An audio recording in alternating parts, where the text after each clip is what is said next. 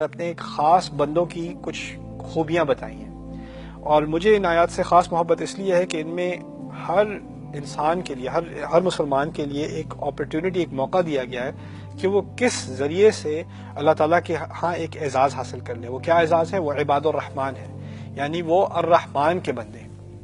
ہم اللہ تعالیٰ کے بندے ہیں، ہم سب جانتے ہیں، ہم عباد اللہ ہیں، لیکن جب اللہ تعالیٰ نے اپنی طرف نسبت کی ہے کہ یہ الرحمن کے بندے ہیں، تو کہنے کا مقصد یہ ہے کہ ان بندوں پر خاص رحمت ہوگی اللہ تعالیٰ کی۔ یہ ایسے بندے ہیں جو اللہ تعالیٰ کے اس نام کے مستحق ہیں کہ ان کا نام الرحمن کے ساتھ جوڑ دیا گیا ہے۔ عباد الرحمن کہتے ہیں، وہ عباد الرحمن، اور ان کے لیے ان کی مختلف خصلتیں دیکھ لیجئے کہ اسلام میں ایک منیمم ریکوائرمنٹ ہے، 5 بنیادی ہم سے جو مطالبے کیے گئے ہیں، ہم سب ان کو جانتے ہیں، ٹھیک ہے۔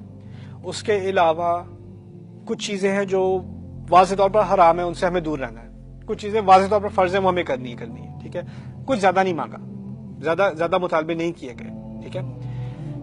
اس کے علاوہ جب کوئی انسان کہتا ہے کہ کوئی ایک ایسی چیز ہو جس کے ذریعے میں ایک اعلیٰ مقام پر پہنچ جاؤں، ہمارے ہاں ایک تصور یہ ہوتا ہے کہ تم صبح میں یہ ذکر کرو، دوپہر میں یہ کرو، شام میں یہ کرو، اور یہ خاص ورد کرو، اور ہماری یعنی اگر آپ نے کسی ایک اعلیٰ مقام پر پہنچنا تو اس کے لیے 100-150 انسٹرکشن ہوتی ہیں، اس کے ذریعے آپ پہنچ سکتے ہیں، یہ نہیں ہے تو آپ نہیں پہنچ سکتے۔ قرآن نے معاملے کو بہت سمپل کر دیا ہے۔ وہ ٹھیک ہے، وہ اپنی جگہ ان کا ایک مقام ہے۔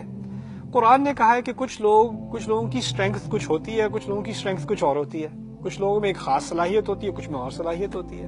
ان آیات میں جن لوگوں کی جو خاص صلاحیت ہے نا، ان کو ہائی لائٹ کیا گیا ہے کہ شاید تم اس ذریعے سے عباد الرحمن بن جاؤ، اس سے نہیں تو اس ذریعے سے بن جاؤ گے، ورنہ اس ذریعے سے بن جاؤ گے، ورنہ اس ذریعے سے بن جاؤ گے۔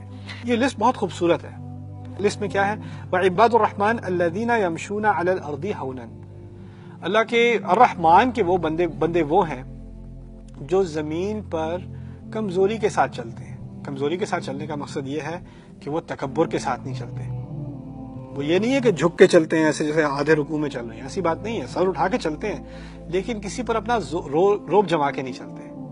وَإِذَا خَاطَبَهُمُ الْجَاهِلُونَ، اور جب جاہل لوگ، جاہل عربی میں کہتے ہیں ایسے لوگ جو اپنے جذبات کو کنٹرول میں نہ رکھ سکیں، اپنی زبان کو کنٹرول میں نہ رکھ سکیں، اپنے جذبات کو کنٹرول میں نہ رکھ سکیں، بھڑک جاتے ہیں، پھٹ جاتے ہیں، اونچی آواز ہو جاتی ہے، گالیاں دینی شروع کر دیتے ہیں، یا الزامات لگانے شروع کر دیتے ہیں۔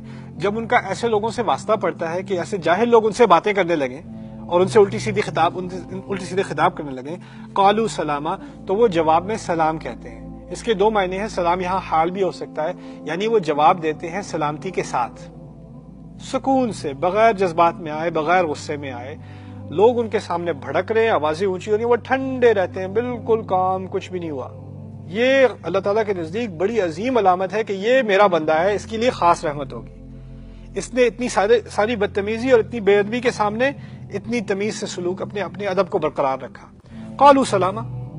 دوسرا کہ اگر کوئی جاہل لوگ ان کے پاس آتے ہیں جو آپے سے باہر ہو جاتے ہیں، مذاق اڑاتے ہیں، گالیاں دیتے ہیں، اس طرح کی باتیں کرتے ہیں، تو وہ سمجھ جاتے ہیں کہ ان لوگوں کے ساتھ ابھی ریزنیبل بات کرنا مناسب نہیں ہے، یہ بہت جذباتی ہو چکے ہیں، ابھی ان کے ساتھ اگر آپ لاجیکل بات کریں گے تو اس کو کوئی فائدہ نہیں ہوگا۔ تو وہ الوداع کہہ دیتے ہیں، سلام، کبھی بعد میں بات ہوگی انشاءاللہ۔ وہ عزت کے ساتھ وہاں سے نکل جاتے ہیں اس سچویشن سے۔ یہ پہلی کوالٹی ہے ان لوگوں کی۔ کچھ لوگ ہوتے ہیں جو نماز میں بڑے اچھے ہیں، گھنٹوں نفلیں پڑھ لیتے ہیں۔ کچھ لوگ ہوتے ہیں جن کے روزے کی صلاحیت بہت ہے، ہر منڈے کو، ہر تھرسڈے کو لگے ہوتے ہیں روزوں میں۔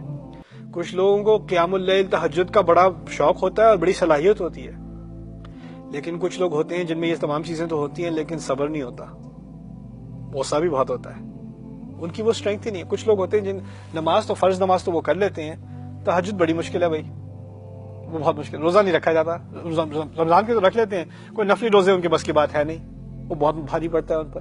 لیکن جب ان کے تحمل کی بات آتی ہے، صبر کی بات آتی ہے، لوگوں کے سامنے، بدتمیز لوگوں کے سامنے اپنے آپ کو مینٹین کرنے کی بات آتی ہے، ان سے اچھا کوئی ہے نہیں۔